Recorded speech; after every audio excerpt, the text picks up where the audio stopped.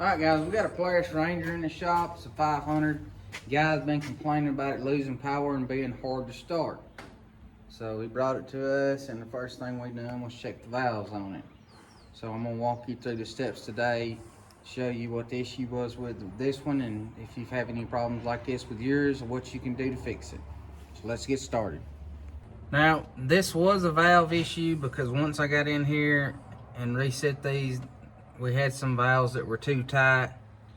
So when I thought this would make a great video for y'all, someone having the same trouble with this. So the first thing you're going to want to do is take your valve cover off. Then you're going to want to remove your spark plug. Now the next thing you're going to want to do is you're going to make sure you get your piston up. Now there's a couple different ways you can do this. Myself, I usually sit here and bump the key over till I get my piston up, and I make sure that my lobes are not on my valves. And what I mean by that is you can see these are tight and these back here in the back are loose. And another way you can do that is by looking at the lobes to make sure that they're not on the lobes of the cam, or not on the lobes of the valves. So these on the back are loose, these on the front are tight, and I want to demonstrate one on the front, so I'm going to have to bump it over. And by doing that, it may make my piston go down, and that is okay as long as my lobes on my cam are not on my lobes of my valves.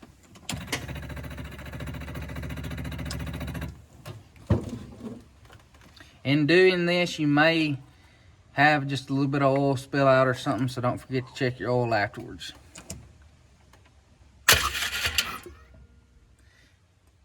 Now, if you're a good indication of the piston being all the way up is that it is on the compression stroke, which means the lobes on the cam should be pointing down. And I don't know how well y'all can see this, but the lobes on the cam are pointing down, which indicates that indeed the piston is all the way up.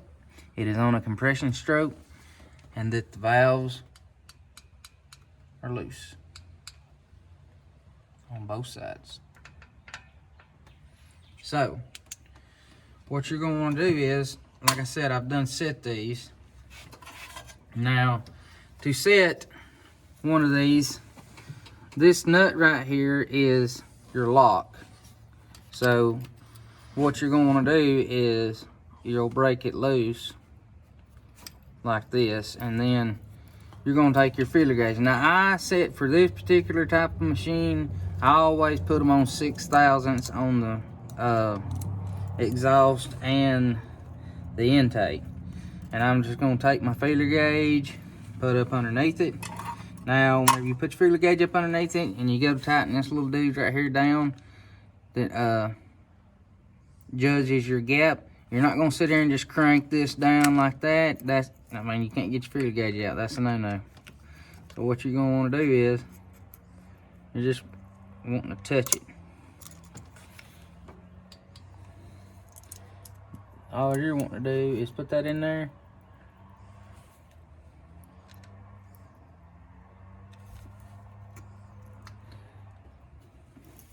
And now in some cases, you will have to take your screwdriver and hold that while you tighten this. Now this should pull out easy.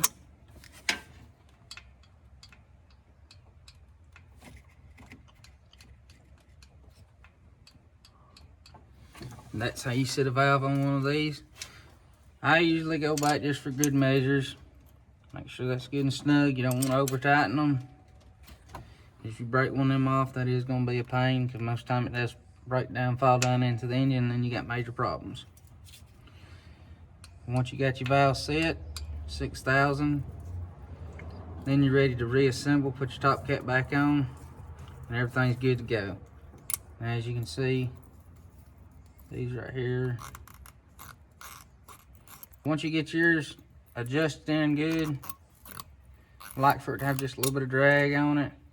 Now you're going to repeat this process for the other three, and you should be good to go. If you find videos like this helpful, don't forget to like, share, and subscribe to our channel. We're on other social media platforms.